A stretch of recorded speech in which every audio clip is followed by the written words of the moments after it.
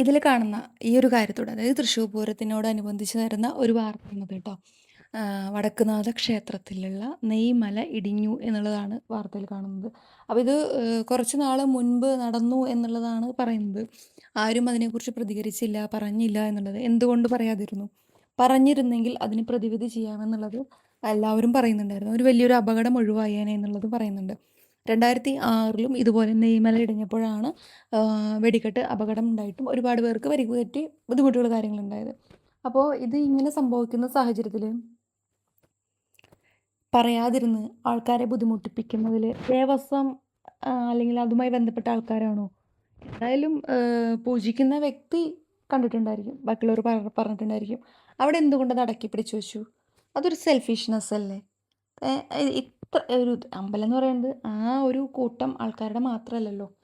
വടക്കുംനാഥൻ അമ്പലം എന്ന് പറയുന്നത് ഒരു ദേശത്തിൻ്റെ എത്രയോ ലക്ഷം ആൾക്കാരുടെ ഒരാശ്രയമാണ് വടക്കുംനാഥൻ എന്ന് പറയുന്നത്. അവിടെ ഒരു ബുദ്ധിമുട്ട് വരുമ്പോൾ ആ ദേശത്തിന് തന്നെ ഒരു ബുദ്ധിമുട്ട് വരുന്ന രീതിയിലാണ് ഉണ്ടാവുക.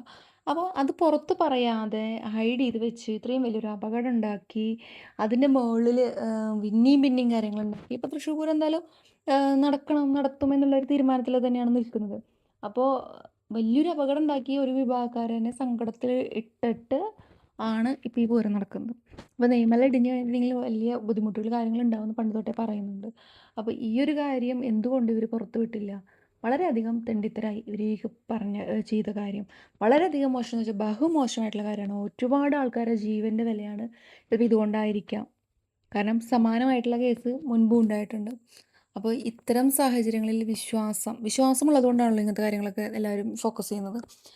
വിശ്വാസവുമായി ബന്ധപ്പെട്ട കാര്യങ്ങളാണ്. അപ്പോൾ ഒരു ഒരു വശം രാശി നോക്കുന്നു, പൂരത്തിന് വേണ്ടി രാശി നോക്കുന്നു, പന്തലിടുന്നു, നല്ല ദിവസം കുറിക്കുന്നു, കൊടിയേറ്റ് നടത്തുന്നു, എല്ലാം കാര്യം ചെയ്യുന്നു. അതൊക്കെ ഇതുപോലെ ചെയ്യുമ്പോൾ ഇങ്ങനൊരു കാര്യം എന്തുകൊണ്ട് ഹൈഡ് ചെയ്തു എന്നുള്ളത് ഒരു ചോദ്യം തന്നെയാണ്.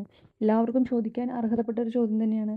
അങ്ങനൊരു കാര്യം ഉണ്ടായിട്ടുണ്ടെങ്കിൽ അതെല്ലാവരെയും അറിയിച്ച് വേണ്ട വിധം അതിൻ്റെ വിധി പ്രകാരം എല്ലാ കാര്യങ്ങളും ചെയ്യുന്നതായിരുന്നു ഉചിതമായിട്ടുള്ളൊരു കാര്യം.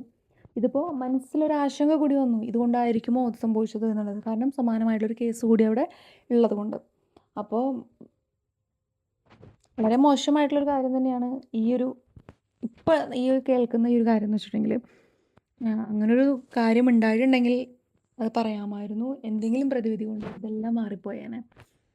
അങ്ങനെയാണ് എനിക്ക് തോന്നുന്നത്. വ്യക്തിപരമായിട്ടുള്ളൊരു അഭിപ്രായമാണ്. നിങ്ങൾക്ക് എങ്ങനെ തോന്നുന്നത് കമൻറ്റ് ചെയ്യണം.